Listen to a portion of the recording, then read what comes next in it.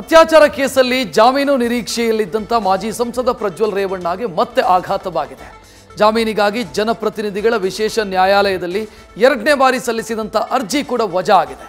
ಈಗಾಗಲೇ 14 ತಿಂಗಳಿನಿಂದ ಜೈಲಲ್ಲಿರೋ ಪ್ರಜ್ವಲ್ಗೆ ಮತ್ತಷ್ಟು ದಿನ ಜೈಲೇ ಗತಿಯಾಗಿದೆ.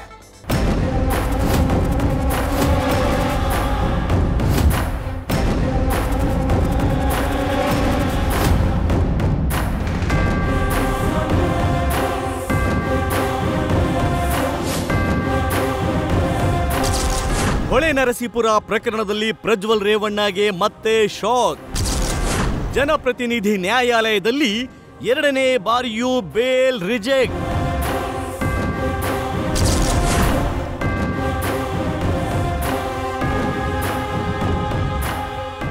ಪ್ರಜ್ವಲ್ ರೇವಣ್ಣ ಹಾಸನ ಲೋಕಸಭಾ ಕ್ಷೇತ್ರದ ಮಾಜಿ ಸಂಸದ.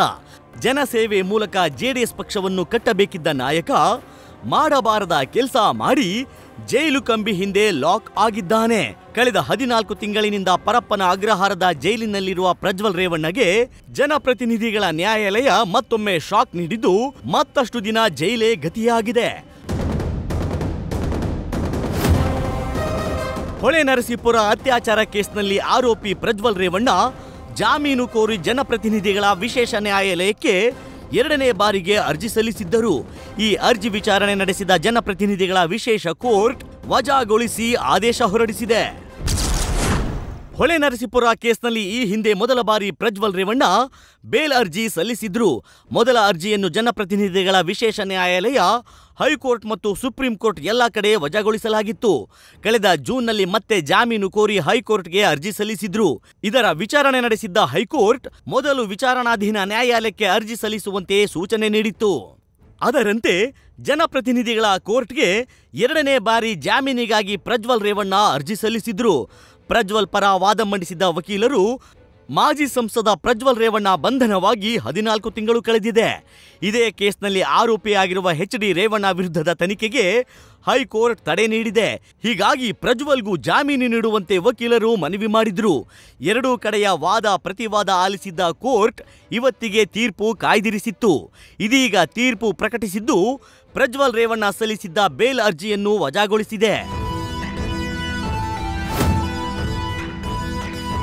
ಹಾಗಾದ್ರೆ ಜನಪ್ರತಿನಿಧಿಗಳ ವಿಶೇಷ ನ್ಯಾಯಾಲಯ ಪ್ರಜ್ವಲ್ ರೇವಣ್ಣ ಬೇಲ್ ಅರ್ಜಿ ವಜಾಗೊಳಿಸಲು ನೀಡಿರುವ ಕಾರಣವೇನು ಅನ್ನೋದನ್ನ ನೋಡೋದಾದ್ರೆ, ಮಾಜಿ ಸಂಸದ ಪ್ರಜ್ವಲ್ ರೇವಣ್ಣ ವಿರುದ್ಧ 4 ಪ್ರಕರಣಗಳಿವೆ.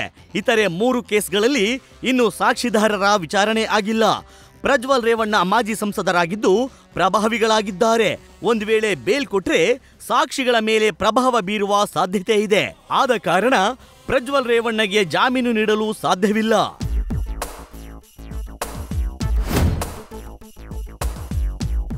ಒಟ್ಟಾರೆ ಹೊಳೆನರಸೀಪುರ ಕೇಸ್ನಲ್ಲಿ ಈ ಬಾರಿಯಾದರೂ ಜಾಮೀನು ಸಿಗುವ ನಿರೀಕ್ಷೆಯಲ್ಲಿದ್ದ ಪ್ರಜ್ವಲ್ ರೇವಣ್ಣಗೆ ಮತ್ತೆ ನಿರಾಸೆ ಆಗಿದೆ.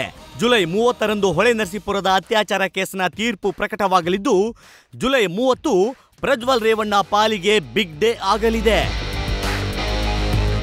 Sandesh, news first, Bengaluru.